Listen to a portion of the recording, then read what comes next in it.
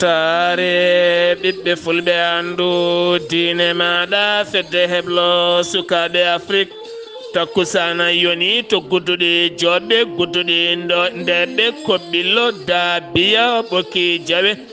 dumga rinjawa dumga wuro ceerno mbolo yela kon waktu yoni ha to dumga wural fa e nder galle ceerno mouhamadoula amin ly e ko taari ɗum kala ene jeeya e gardede kabaruji men dossier hakkude ousmane sonko e adji sar wo joofi subaka hande o kanko gardiɗo landa pastef o taƴanama duuɓi ɗiɗi e kaso gam hutorade mo haqqillaji sukaɓe wona to banggue viol to leydi mauritanie caggal seppoji bannoɗi toon to zuwayrade kene tolno e sappo e joyo koɗo nanggama toon ɓe nawtama to noksoɗa ɓoyata maɓe nawte leyɗele mabɓe hakkude mali kame sénégal e leyɗele goɗɗe kala to leydi mali hôpital gabriel touré balɗe tati hofgo juuɗe fuɗɗi ko ñalawma hanke o ɓe gulliti ko plateau technique e moƴƴitinede gurdam golle mabɓe to leydi guine conakry sembeji gurdam leydi guine ɓe kollitiɓe dartini seppoji mabɓe ndeka leydi ndi kala kene foto wonde nduɗo hen lewru juin dariɗo hande ndu gam hormade ɓen étudiaji élevaɓe yahoɓe kawguel e nder leydi ndi kabruji men manawen ha to maroc côte d'ivoire burkina faso rd congo soudan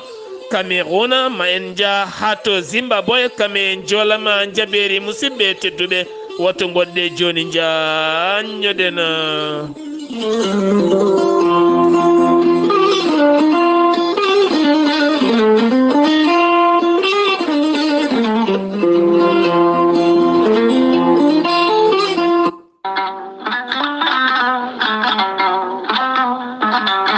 kura ko koddiɗo belɗo hen banggue jawɗo bomde so tawi mbaɗɗa hen ko matériel mo moƴƴani comptoir français de électricité ari e dow moɗon addani mon ko produit moƴƴo matériel original giwɗo toon to leydi france taw kadi an gonɗo e mahango guila e galle ma ha e batimaji maɗa jumaji e jamaji kala ko maha toon son jokkodire comptoir français d' électricité ma on keɓe en hoolare timmude no feewi an mahaɗo galle mum aɗa waɗi hen kalisaji ha heewi aɗa itti ɓoggi courant ɗi moƴƴani walla contact uji goɗɗi aɗa waɗi hen saaha kala ene bonna matériel uji maɗa ene suma lampaji maɗa jokkodire comptoir français d' électricité joni keɓa hoolare comptoir français d' électricité tawete koto dakar lamorgo leydi sénégal to kermassar taɓande temedere hakkude mum e osan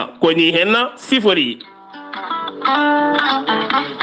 so tawi ko comptoir français d' électricité so tawi jiɗɗa ko modulaire uji moƴƴi jokkodire mabɓe disanteur uji moƴƴi différentiel uji moƴƴi table électrique kolonne kadi lampaji e ampoule aji kala couleur mo jiɗɗa aɓe jogui taw kadi ko lampaji leernoji hakkude galle ha bedda kala hen no jiɗirɗa projecteur uji moƴƴi aɓe jogui ɗumena ko nonne kadi ɓoggi vidéo surveillance jiɗɗo wadde ɗum e galle mum aɓe jogui hen kala ko jiɗɗa les bottaji moƴƴi kala hen ko jiɗɗa sa jokkodiri e comptoir français d' électricité joni keɓa hoolare cumoji ɗi ene keewi e kala saaha lampaji ɗi ene cuma firgoji ɗi ene maasa kono kadi sa jokkodire comptoir français d' électricité a moosat ha tina a heeɓi ko laaɓi sa yiiɗi jokkodirde mabɓe mbatta ko 00 221 77 542 50 84 walla mbaɗa 77 605 48 02 musidɓe tedduɓe jaɓanena comptoir français d' électricité e dow meɗena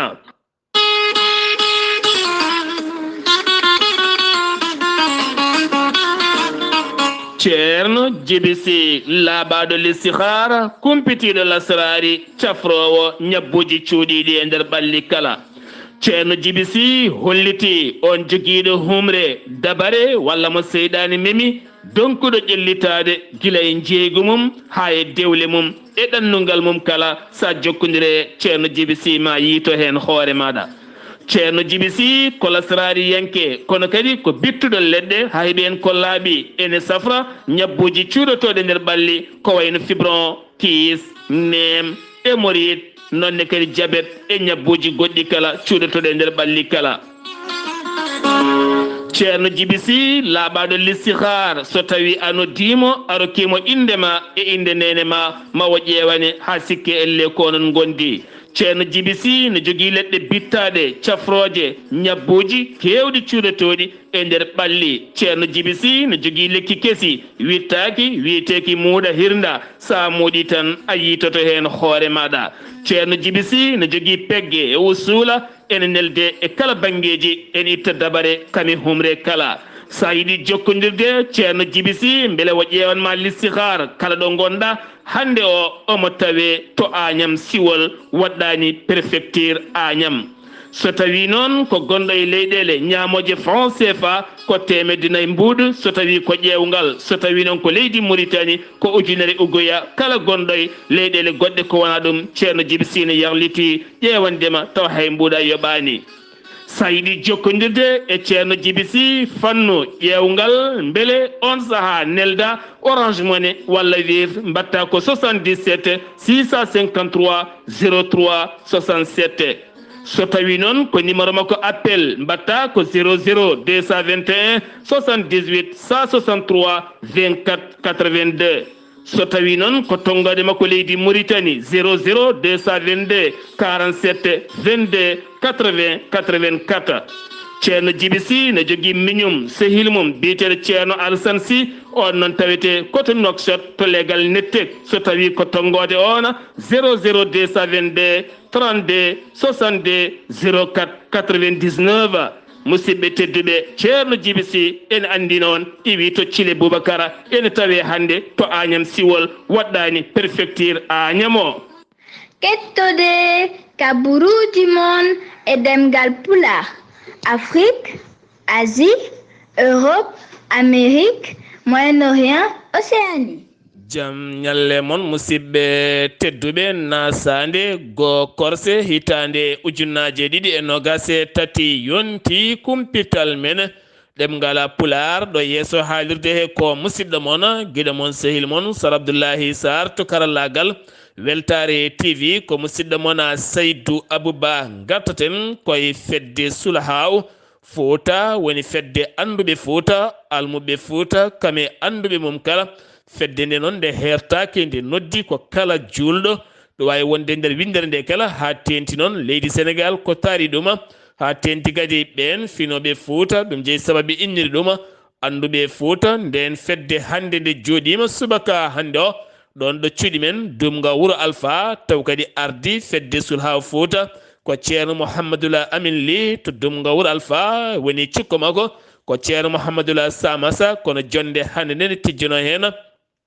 wonande ceerno Sidi Modi mo horko ƴere kame dendagal anduɓe e almuɓe khalifaɓe diine aada kala holko jeeyi sababu jonde nde ko hakkude diine e aada o kono ne kadi altade haqqillaji yimɓeɓe e suɓanade yimɓe kadi ko moƴƴi gam hoyfinande yimɓeɓe teddedi wona teddelde pawaten e koye men pawen ɗum e dow men addana men caɗele luure e tampere kala ɗin konngoli noon jogori sudde ɗum ko ceerno Mouhamadoula Amin Ly en jiiɗino noon wadde hen jubbande mawde no feewi kono kadi sikki ala ma en gartoy hen taw kadi koye ballal musidɗo men ceerno Abdoul Aziz Kane woni imam Abdoul Aziz Kane ma en garto hen so jomiraɗo haaji saabu jonde nde jooɗi ko 10 heures subaka ha fayanma waktu julal tisubara kono kadi ha ɗo hen en cuwata hebde hen toɓɓe labtuɗe seeɗa ma en garto hen e kabruji men ñalawma janggo so jomiraɗo haaji to leydi Sénégal hande o haaqillaji kala kettuno koto Dakar lamorgo leydi Sénégal to tribunal ngal Dakar ɓeyda ngal nden kay kisala ɗum ko caggal wonande kanko ñawo o nde o yetti toon to sal kata ñawore nde noon waɗa koye nden ko towka no fewi nden woni noon Adji Sarr nde yetti kamene wonde ndeyi Khady Ndiaye jeynoɗo on salon de massage kame hujjiyanko mabɓe kala woni avocat ji mabɓe kala ko nden noon ñawore nde rokkira ha laaɓi nden ñawore nden ko ni heno nde yaniri tribunal de Dakar holliri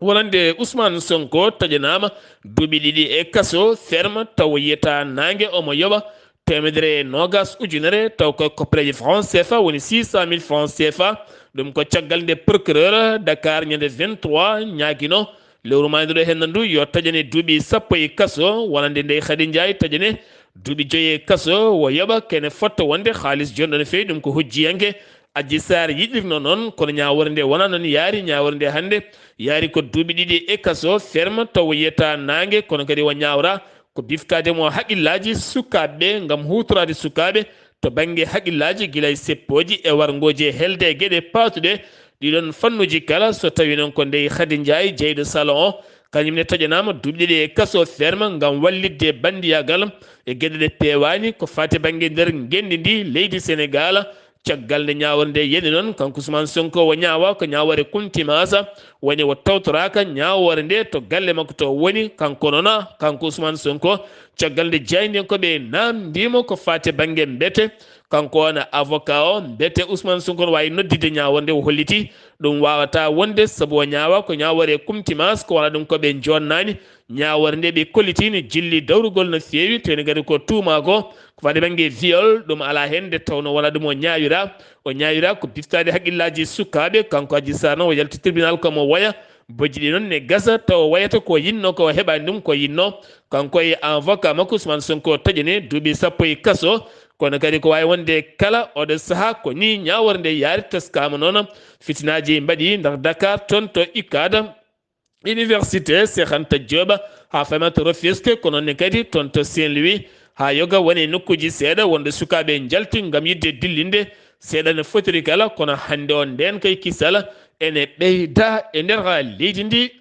Sénégal to Sénégal keddotoɗen gartaten koye ñalawma hanki o ko fati banggue dialogue national mo mawɗo lendi noddi toon to galle lamorgo to halifaɓe diine aada kame dawrugol société civile kala tawtora nden jonde ko tawtora nden jonde ko Moustapha Niassa gonnoɗo horeji sursarɗiji nde leydi Sénégal Aminata Mbengue Ndiaye haut conseil collectivité territoriale nonne kadi wonde Abdoulaye Daouda Diallo gardiɗo conseil économique et social environnemental ko nonne kadi ne wonde wonande hoore jagode leydi Sénégal monsieur Amadou Ba kame wondude ɓen tawtoraɓe kala ko nonne kadi moni kala suuti toon konngudi mum ko wayno lundo ngo Idrissa Seck nonne kadi Khalif Babacar Sall Cheikh Bamba Dièye woɗɓe kala Moustapha Serigne Mansour Sy hewɓe cuuti toon konngudi mumen Serigne Babacar Sy hewɓe cuuti toon konngudi mumen gam hoccide ɗum e ɓesgu leydi ndi kono kamɓe kala konngudi ɗi kala so tonggama gatti tan leydi ndi ko yowwone jaam fawo e jaam nde tawno leydi ndi ala ko anduno so wona jaam teni kadi pétrole e gaz yitama kono hande o so en mahataki haqqillaji e nehdi ha yimɓe gona e jaam ala ko gasata ɓe garti e helo e duppo batteɗo nder leydi ndi kala ko wona gallam ko galle ma ko galle oya alani lundiyanke alanimo wona lundiyanke moni kala heeɓi hen ko heeɓi ko ɗum noon firti ko hande leydi ndi woni koye danger mawɗo no fewi dañi noon ɓen sutannoɓe konngudi ne mooma yidde haalde 3e mandat kanmo leydi Sénégal o holliti ɗo henna ala momde haala woni ɗo tan ko yo haale haalera ko min noddi kalden kala ko jiɗɗon kaale so tawi ko 3e mandat kadi jiɗɗon on ñagotomi dow teddungal mi rokka moon ko wona ɗum ko kala oɗo saaha en kaldat teskama toon noon yimɓe tan hellifaɓe leydi ndi cuuti toon konngudi kono pawni ɗum koye dow lawol ko ɓuuri teskede toon woni Abdoulaye Mokhtar Diop gonnoɗo jaagoɗo e laamu Abdou Diouf ene wonde Pape Ibrahima Diagne taw kadi koye ɓen jeeyaɓe hinde lebunkoɓe ɓe martaba towɗe ɓe kaldatano potti toon hanki calmodiri hanki teskama toon beldital kewgal waɗi toon to suudu sarɗiyeji ndu leydi Sénégal sarɗiyankoɓe noddama hande o ɗum ko gila subaka gam lulade toon ha hande jokkude golle e namde hakkude gouvernement o kame sarɗiyankoɓe kono kadi ɗum teskama wonande sarɗiyankoɓe ɗum noon teskama ɓen sarɗi woni hen woni sarɗiyankoɓe teskaɓe jalti saalo ɗum ko caggal nde ñawore nde sarɗiyankoɓe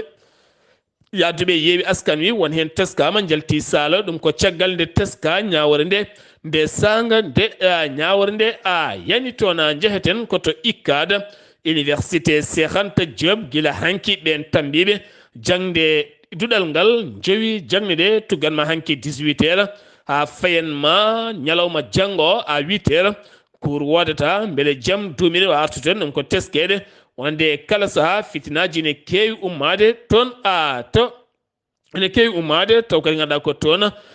to tribunal ene kewi ummade toon to ikkade jafoɗon toon to ikkade ene heewi ummitade toon no feewi keddolen ha joni koye nder leydi ndi Sénégal gartaten koko fate banggue wonande gartaten ko fate banggue sarɗi yanke taw ko gardiɗo groupe yeewi askan wi woni Biram Souleye Diop jagganoɗo guila hanki wawi accite ɗum ko caggal hanki nde o tuma tawtorede yidde hutorade sembe toon to galle Ousmane Sonko cité Kergorgui ko toon wo nangano HLM Grand Yoff hanki ko suka gorko goto fiya toon kural hewɓe mbino koye hoore kono noon ala fiɗama kural kono mayani kanko on suka gorko taw kadi ganduɗa ko notte toon on suka gorko mo ganduɗa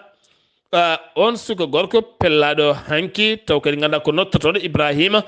ndongo mo duuɓi nogas e jeenayyi toon HLM Grand Yoff taw kadi ganduɗa koye seppoji baɗanoɗi toon caggal noon ɗoɓe ceppannoɗo won galle magistrat goto ɗoɓe tumanoɓe jinno yande hawre koddiɗo oɗon galle ne jogui fetel kam yaltini fetel felli yani kural ngal yani oɗon kono on pelluɗo naggama o wiyete ko AMI omo tawi e juuɗe ɓen dadiɓe ɓen dognoɓe motoji ene kollita e kala saaha metti mumen ɓe kolliti kala kayde ñawore waɗi walla gueɗe seppoji mbaɗi ko moto haɗete dogde teni kadi kamɓe ɓe kutorto ko motoje mabɓe ko wayno livre oyde gueɗe ñameteɗe e marchandise uji e goɗɗum kala ɓe erima laamu ngu e lundu ngo kala nde mbawata rokkudeɓe fartaŋe wawde gollade noɓe jiɗiri ni hen jeheten ko a toon to tiwa jeeton a toon to Touba jafuɗon wonande jagorɗo rewɓe kam e sukkaɓe arti e wasde yonnude no fewi wonande gueɗe cofɗe mbaɗaɗe toon to Touba taw kadi ganduɗa ko on jangguinowo nottoto inde Khadim Mbacké mo ganduɗa baɗɗo viol kene tolno e nogas en jeeɗiɗo suka debbo janggannoɓe to mumɗo kono kadi on debbo holliti ɗen gueɗe kala ma ndewni lawol ma o nanggue ha wawta renede lawol ɗum ko caggal ñalawma heccanki o nde rewɓe hewɓe finnoɓe toon to Mbacké kañumenne kadi mbaɗi groupe men jeehi yiyoyde khalifa général mo muriɗo woni porte parole muɗum Serigne Bass Abdoul Khadir Mbacké ɓe mbawi joɗorade on gam hollidde on caɗele ɗe ko noon holliti hay goto moggintamo caggal mum ten hay goto wambatamo ma o jaggue o totte lawol ko wona ɗum koɓe mbawi joɗorade Cheikh Wade woni commanda gari on diwana kono kadi ha ɗo police yitanimo ko baɗɗo e ladde omo dogui l'ONAS directeur général muɗɗum woni Mansour Diallo yilloyima golleteɗe taw ko bassin pewneteɗo no fewi toon to jeune captage ha fayma toon to an gam teskede jeune captage kane an toonne kadi so tawi tan woni ndungu ari ko caɗele mawɗe no fewi diƴƴe nanata ko hay galleji leɗɗe kala joloto galleji ɗi kewani ndiyam no fewi ɗum jeeyi sababu laamu ngu yaltini 92 milliards ko préje franc CFA gam umminde ɗen golle caggal nde o yilliti toon hanki o holliti ɗen golle ɗo e balɗe 15 tan gasat ha laaɓa kono o eriyima yimɓeɓe ne dentoto julde taske nana ara gam ittude guuri cawɗi e kuuseji kala weddade nder ɗin caniveau ji jeheten ko toon to Ziguinchor taw yin toon musidɗo men Amadou Ishaqa Kebe min calminima hol kabruji garanen to Ziguinchor e ko tari ɗum kala assalamu aleykum wa rahmatullah. Wa aleykum salam wa rahmatullahi taala wa barakatu. Sar Abdullaahi Saar salmitama e dennagal hettoɓel Tari TV kabruji garanen ɗo e nder Ziguinchor eɗen gandi hanki dey ina wayno université Cheikh Hamidou Kane innirama ɗo henna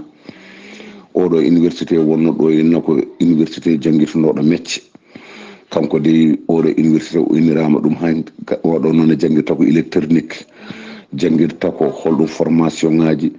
jangguirta ko mécanique jangguirta ko menuisier e dennagal kala joom mecce guila e tayoreɓe hunde foof ina jangguine e oɗo école ɗum noon fodde temedde jeetato elew ina wayno kamen goni janggoɓe toon ɗum noon wuuro Ziguinchor o dañi université ji ɗiɗi so en garti Oumar Ba kanko ardi ɗo météo e wuuro ngo ina wayno eɗen gandi hanki ñalawma o de ɓuuɓiɗo e nder Ziguinchor o wi dañƴe ko 57 degré nguleyki ɗum noon jiida heccangue en jeeni ha keɓɗen 51 o holliti noon o wi ko rulde ummi to e Guinée Bissau aritimi ɗo e Casamance ɗum addi ɓuuɓol ngol yimɓe noon gandu toɓo ngo woɗɗani ɗum woni ko haalani yimɓeɓe so tawi en ummima ɗon eɗen gandi holɗum ina wayno ñawore Ousmane Sonko e Adji Sarr ko hande hanki noon jamma ina wayno 8h ha 9h sukaɓe ummima Lindiane rewɓe worɓe sukaɓe e mawɓe goto fof ina jogui sondel eɓe jimana Ousmane Sonko ha galle muɗum ina wayno noon arme ɗe kam police ji ɗi ɗo darinoɗo ha joni nan ɗon dari ɓe dokkodiri aadi noon e subaka he kamɓe fof rompoye Aliou Sitoé Diatta saɗa fewi to e garage ina wayno correspondant Zig FM gonanɗo en toon holliti guila subaka sukaɓe nana gara woɗɗani noon kamɓene police ji ɗi ɓe gaari ɓe tartimama ɓe mbi eɓe keeɗo ha de virgule o yani ñawore nde so tawi yani nde ɓe ganda koɓe mbawi wadde ɗum ɗon noon eɗen gandi ko ɗum woni ko kewi ɗo hannde Sar Abdoulaye Saar so ɗum ɗo jehen to e palol dande maayo to e baroɓe Jakel kamɓe dey ɓe kollitiɓe puɗɗima wadde luumo ñande alkamisa fof so yonti e nder baroɓe Jakel eɓe noddi noon saldenaɓe e tebgutuna saldenaɓe e yantude e petanaɓe ha heɓanma mbo tuccila garolol yettanma jarangel yettanma e diwan gonɗo ɗon o fof wasake lutani ɗum Ali Baydi yahanma ha dabbe mbañ ɗum ɗo fof ha bokkeji hay goto lutani yettade mairie ɗum ɗo fof ɓe noddiɓe e oɗo luumo ñala alkamisa fof ɗo e nder baroɓe Jakel ɓe mbaɗata oɗo luumo ɗum noon Weltar TV musidɗo Ahmad Issa Keɓe gorko motto kabaruji ɗo fof ɗo radio Zigui fof jokkodirde Sar Abdoulaye Saar yalla koye walde jaam Amadou Issaga Keɓe siftinɗon oɗo hen correspondant o waɗa ko guila hedde 11h walla ko adini ñawore nde ma en garto hen so tawi won gueɗe goɗɗe kewɗe toon to Ziguinchor taw koye ballal musidɗo men Amadou Issaga Keɓe aadi men ko janggo so jomiraɗo haaji kala ko wawi kewton nde tawno eɗen gandi Ziguinchor jeeya koye lobbuɗi Ousmane Sonko ɗi ɓuuri yiɗede ma en garto hen sen garto yen ñalawma janggo o so jomiraɗo haaji sen giwi to leydi Sénégal paaɗen ko to leydi Mauritanie gouvernement mo leydi Mauritanie woni porte parole gouvernement o woni Wuldu Charoqa holliti kayitol ngol wo yaltini omo sofni no fewi kanko e gouvernement o kala wonande ɗiɗo hen seppoji baɗɗe nder leydi ndi taw kadi seppoji ɗi ko helde e duppude e wadde hen gueɗe taw wona ɗeɗo hen gueɗe mbawi tigui réglude caɗele battede hen ɗe holliti noon aɓe joñi konnguɗi teni kadi ha tenti woni konnguɗi noddoji ko fati banggue fitino walla mette mawɗe no fewi walla leñamago ha tenti kadi ɓe jertina ɓen dawriyankoɓe gendi leydi Mauritanie nannoɓe ɗemɗe mumen e ɗeɗo henna gueɗe ɗeɗo gueɗe kala batti hen haqqillaji mabɓe aɓe jertina jomumen ko wona ɗum ko mbiya tan gueɗe ɗe kala ma ndewne lawol caggal koye loskoji waɗa faya ko wona ɗum ko noon gouvernement mo leydi Mauritanie erinoma kala kay koɗo teskaɗo hen so naggama koko nawete yeeso lawol walla ni nawte leydi muɗum toon to Zouayrata e wiide Diaynde Sahara Média kene tolno e 15 koɗo naggama ɗiɗo hen seppoji bannoɗi toon ɓen 15 ne hen jeeyaɓe to Mali ne hen jeeyaɓe to Sénégal woni hen kadi jeeya e leydi gonɗi ɓe kalani inde muɗum kono kadi ɓen guittama to Zouayrata nawama to Nouakchott kono kadi maɓe ɓennine ha to leyɗele mabɓe kono andaka noon ko holde ɓe nawtete to leyɗele mabɓe keddotoɗen koye leydi Mauritanie catal daranigal fodde haqqe innamade ɓe erima kamɓene nde yimɓe ndentoto haalullaji gaddoji leñamago ha tenti kadi gaddoji mette ɓernde ɓe erima noon yo losko luggo waɗe hen ko fadi banggue mayde oɗo hen suka taw ganduɗa ko baraɗo taw kadi ko baraɗo moni kala ne jofo peɗeli laamu ngu ne wiya woni police ne wiya warimo ko ɓen ɓe o haɓanno woɗɓe ne mbiya ala ko toon to nawano to ko toon wo lebta wasen fittanma ko wonde kala jaagoɗo holliti wonde autopsie o ne jaari ɗum nawede ha caggal leydi gam yurnitede ande holko jeeyi ɗiɗon sababuji ko wona ɗum ko jagorɗo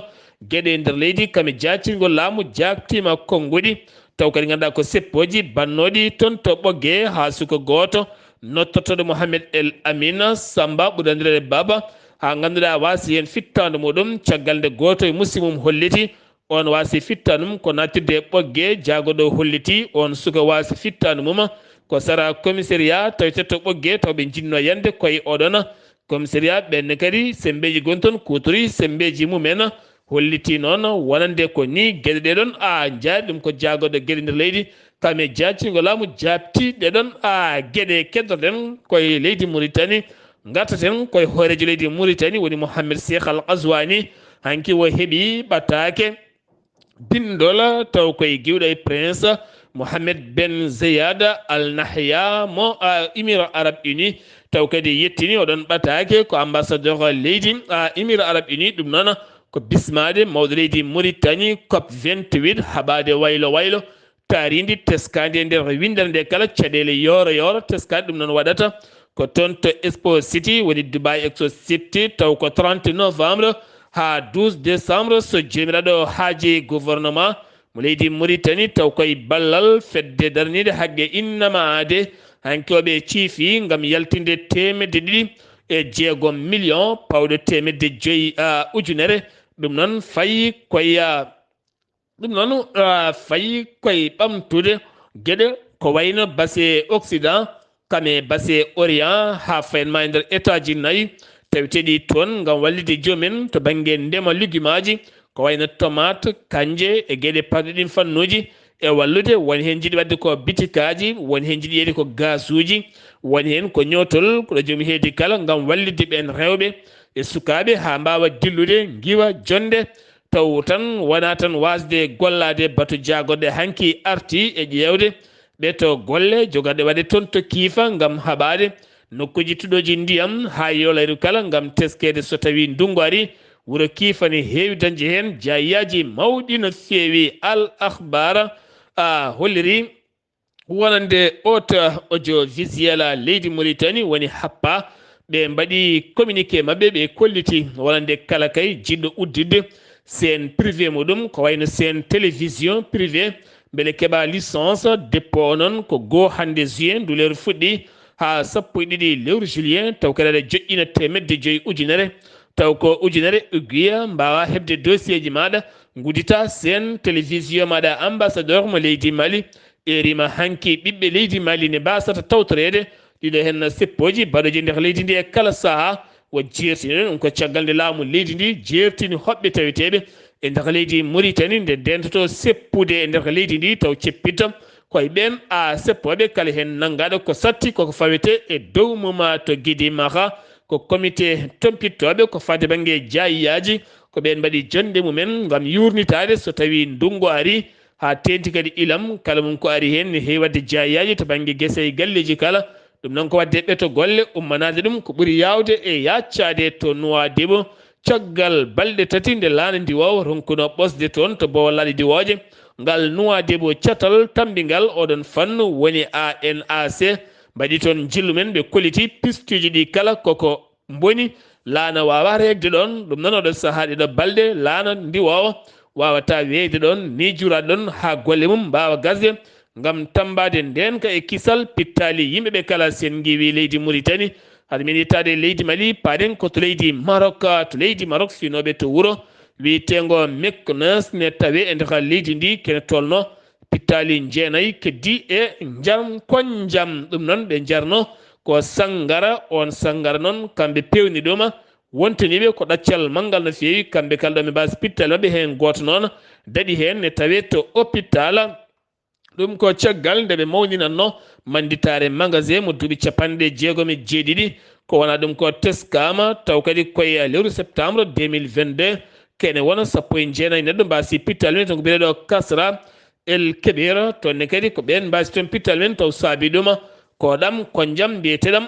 sangara sen giwi to leydi Mauritanie paɗen ko to leydi Mali gollotoɓe duwaña ha tente syndicat ji mabɓe taw kadi ko syndicat mo duwaña woni NSTD ɓe erima wonande yiddeɓe ko ɓuuri yawde nde ittete e gollorgal muɗum wonande directeur général mo duwaña woni Adama Konaté nde ittete e golle mum gam oɗo saaha wasde garɗude golle mum kadi ɓe kolliti ɓe mbawa gollodade oɗo duwaña no gollorto ni ne bonni golle mabɓe kala ɓe eri ko laamu ngu ne ittantaɓe wonande directeur général gardiɗo doñeɓe gendi leydi ndi hôpital général mo Gabriel Touré balɗe tati hofgo jooɗi ɗum ko fuɗɗi ko 31 lewru mai hande woni 2 juin ñalawma janggo gasata ɗum noon ɓe gulliti ɗum ko bureau syndicat ji mabɓe ɗi ɓe kolliti noon ɓe gulliti tan ko plateau technique kaɓirɗe cafroɗe ɗe ngakki toon e moƴƴitinede gurdam mabɓe kamɓe safroɓe so tawi ala ko gasi ñande 5 lewru juin koɓe jokkoɓe ha 7 juin kali hofgo juuɗe ma jokkir noon caggal koɓe gulliti ko ha hande ala kala ko ɓe keɓi hen haydara bamako sinoɓe taw ko awoɓe e nder lamorgo leydi ndi ɓe kolliti oɗo saaha kulhuli ɗi ɓe jogani wonande mayil niger teskede kala saaha ndiyam ɗam ne docta ha ceenal ɓolal funngino gawo lingu noon yiɗa yiide ceenal tene kadi laana mum ɓennata wonɗo jahata a wayde sa yiɗi artude a wawata tawa ndiyam ɗam kala dogui ha heddi ceene ɓole wontata ko ɗon keɓa ha ndiyam arta kadi mbawa ɓenninde laana maɗa ɓe kolliti hen caɗele mawɗe no fewi wi Moussa Doumbouya goto e awoɓe e mayel Niger toon to lamorgo leydi Mali to Bamako kono ɗum ko bireɗo Khadidiatou Sy toppitiɓe ndema to banggue luguimaji e sew sew gurdam ngoɗo hen maayi ɓe kolliti kamɓene aɓe gurno hen gurdam moƴƴam kono teskama guila tan 2019 ha ɗo henna maayo ngo ne jogui caɗele mawɗe no fewi ɗiɗo hen duuɓi sappo kala teskede maayo ngo ko ciiɓe ɓole teni kadi ko wona ɗum ko kadi ko tule ɓole oɗo saaha ko caɗele mawɗe teska e guel ɗo henna mayel Niger guel ganduɗa angel wona ujunnaje 400 kilométre nder Afrique kadi angel wona kene fotonde ujunere temedde 7 kilométre nder leydi Mali angel wona ko ɓuri ɗum ujunnaje 6 kilométre ha to Congo hollide ko maayo mango wona tokoso mayirde ni hen tan wona laawola sen giwi to leydi Mali paɗen ko to leydi Guinée cottal taw ko sembe gurdam leydi Guinée koɓe mbiyata